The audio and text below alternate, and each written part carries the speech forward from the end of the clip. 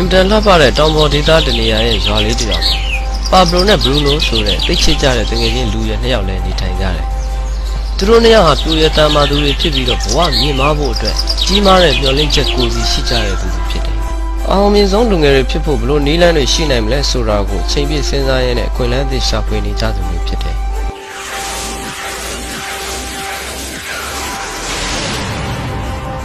သူတို့ဟာပင်ပန်းမှုကိုမကြောက်ကြဘူးသူတို့ရဲ့မျှော်လင့်ချက်အိမ်မက်ပန်းတိုင်ရောက်ဖို့အမှန်တကယ်အကောင့်ထဲပေါ်တီးဆောက်နိုင်ဖို့ခွင့်လန်းသစ်တွေကိုပဲအချိန်ပြည့်စဉ်းစားရှာဖွေနေတော့တယ်ဒီနေ့မှာတော့သူတို့ထံအခွင့်အရေးကြီးတစ်ခုရောက်ရှိလို့လာပါတယ်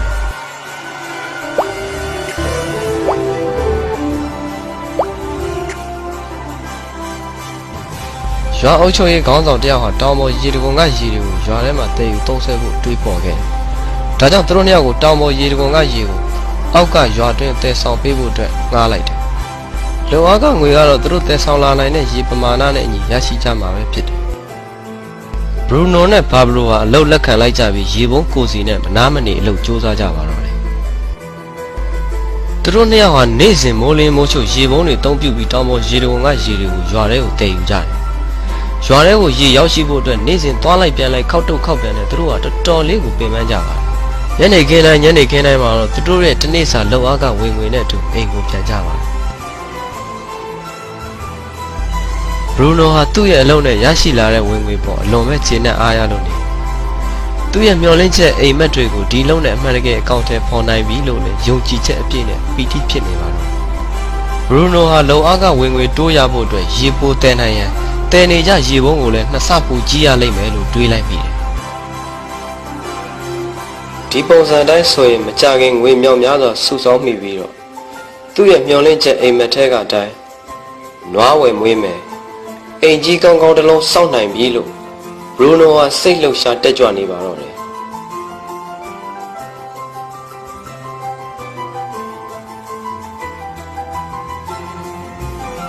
ဒါပေမဲ့ဘာဘလိုကတော့ဒီလောက်နဲ့ကျေနပ်မှုမရှိလာဘူးနေ့စဉ်အလုံနာလို့အိမ်ပြန်လာချိန်မှာသူဟာနာကျင်ကြိုက်ခဲတဲ့ဝေဒနာနဲ့အင်အားကုန်ခန်းတယ်လို့ခံစားနေရတယ်ဒီတော့ဘာဘလိုဟာလွယ်ကူပြီးအလုပ်ပိုဖြစ်မဲ့နီလန်ကိုစဉ်းစားရှာဖွေပါတော့တယ်ဒီနေ့မှာတော့ဘာဘလိုစဉ်းစားလို့ရခဲ့ပါဘာဘလိုဟာရေပိုက်လိုင်းတွေအကြောင်းကိုစိတ်ကူးရင်ရေပိုက်လိုင်းတွေဟာတောင်ပေါ်ကနေရွာထဲကိုရေတဲယူပေးနိုင်မယ်ဆိုရင်ရေပုံးဆွဲပြီးခောက်တုတ်ခောက်ပြန်တဲ့တနေကုန်တဲယူထမ်းပိုးစရာမလိုတော့ဘဲနဲ့ရေတွေရရှိလာနိုင်မှာဖြစ်တယ်လို့ဘာဘလိုတွေးလိုက်မိတယ်ဒီတွေးကိုကောင်းထဲပေါ်ဖို့ချက်ချင်းစီမံကိန်းတစ်ခုချပါတော့တယ်ဒီတွေးကိုတငယ်ချင်းဘရူနိုကိုဝေမျှတယ်သူ့အလုံးမှာပူပေါင်းပါဝင်ပြီးရေပိုင်လိုက်တွယ်ဖို့ကမ်းလှမ်းတယ်ဒါပေမဲ့ဘရူနိုဟာဘာဘရိုရဲ့အတွေးကိုအယူပေါ်တွေးလို့ယူဆပါတယ်ဘရူနိုရဲ့အတွေးကသူ့လိုတဲ့ငွေကြေးကိုဒီနေ့ချက်ချင်းရှာနိုင်တဲ့အရေးချင်းရှိပြီးတော့ဒါပိုလွယ်ကူတယ်လို့ယူဆထားပါတယ်ရေပိုင်လိုင်းတွယ်နေမယ်ဆိုလို့ရှိရင်သူ့အတွက်အချိန်ကုန်စေတဲ့အတွက်သူ့ရဲ့မျှော်မှန်းချက်ပန်းနဲ့ရောက်ဖို့နှေးတယ်လို့သူတွေးမြင်ထားတာဖြစ်တယ်ဒါကြောင့်ဘရူနိုသူ့ရဲ့ရေပုံးအရွယ်စားကိုကြီးလိုက်ပြီးတော့ခါတိုင်းတဲ့အခောက်ရည်များများရအောင်အလုပ်ကိုတိုးပြီးလုပ်တယ်ဒါဟာဝင်ငွေပိုရဖို့အကောင်းဆုံးနည်းလမ်းဖြစ်တယ်လို့ဘရူနိုယုံကြည်ချက်အပြည့်အဝနဲ့စူးစမ်းနေပါတော့တယ်ဘာဘရိုကတော့သူတယောက်တည်းနဲ့ပဲရေပိုက်လိုင်းတွေကိုတိဆောက်ဖို့ဆုံးဖြတ်လိုက်တယ်ဒါတိတ်လွယ်ကူတဲ့အလုပ်တော့မဟုတ်ဘူးရေပိုက်လိုင်းတွေပြီးစီးဖို့အတွက်အချိန်တိုင်းတာတစ်ခုထိတီးခံပြီးဆောင်ဆိုင်ရမယ်လို့လည်းခံယူချက်ရှိထားတဲ့သူဖြစ်တယ်နှစ်နဲ့ချီပြီးတော့ကြာကျင်လဲကြာလိုက်မယ်ဒါပေမဲ့သူဟာသူ့ရဲ့ပန်းတိုင်ရောက်အောင်သွားဖို့အတွက်လုံးဝစိတ်ပြတ်အားငယ်ခြင်းမရှိခဲ့သူဟာရေပိုက်လိုင်းတွေကိုတိဆောက်နေတဲ့ကာလမှာလဲအရင်ကရေတဲတဲ့အလုပ်ကလည်းပုံမှန်လုပ်မြဲပါပဲအားလက်တဲ့အချိန်မှာတော့ကြောက်တူးခြင်းမြေဆွာခြင်းစတဲ့ရေပိုက်တိဆောက်ခြင်းအလုပ်ကိုလုပ်တယ်ပထမတစ်လမှာတော့သူ့ရဲ့လုပ်ငန်းကိုဘာအကောင့်ထဲမှမပြနိုင်ခဲ့ပါဘူးဘရူနိုနဲ့ရွာသားတွေကတော့ပါဘရိုကိုပြုံပိုက်လူသားလို့ကဲ့ရဲ့လှောင်ပြောခေါ်ဆိုနေကြတော့ဒီချိန်မှာဘရူနိုကတော့ဝင်ငွေတွေတိုးရနေပြီးသူ့အိမ်မက်ကိုအကောင့်ထဲပေါ်လိုက်နိုင်ပါတယ်နွားနဲ့နွားချံတို့ကိုဝယ်တယ်ပြီးတော့အိမ်ကြီးကြီးတစ်လုံးလဲဝယ်လိုက်ပါတယ်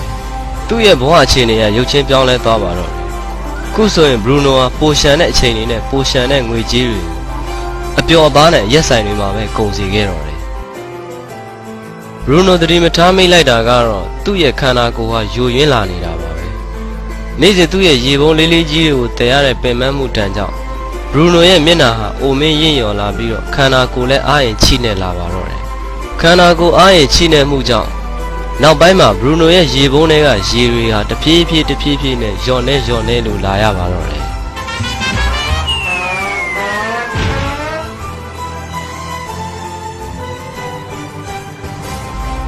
ဘာဘရိုကတော့တလာပြီးတလာရေပိုက်လိုင်းတွေကိုတိဆောက်ခဲ့တာအခုဆိုရင်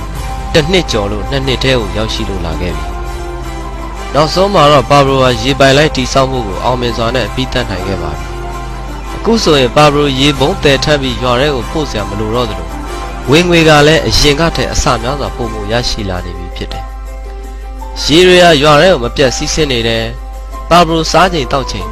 ပါဘရိုအိတ်ချိန်နဲ့အနားယူချိန်မှာလဲရေကတော့ရွာထဲကိုစီးမြဲစီးဆင်းနေစေပဲဖြစ်တယ်။ပါဘရိုဟာသူ့ရဲ့တွေးခေါ်တဲ့ဇွဲလုံးလာရှိမှုအလုတ်ကြိုးစားမှုတွေပေါ်မှာအလွန်ပဲပီတိဖြစ်မဆုံးဖြစ်နေပါတော့တယ်။သူ့ရဲ့ဝင်ငွေကအခုဆိုရင်ပြတ်တယ်လို့မရှိဘူး။ရေစီးဆင်းနေတယ်လို့ပဲဝင်ငွေတွေကလည်းသူ့ရဲ့ပတ်စံအိတ်ထဲကိုစီးဝင်လာနေပါတော့တယ်ခင်ဗျာ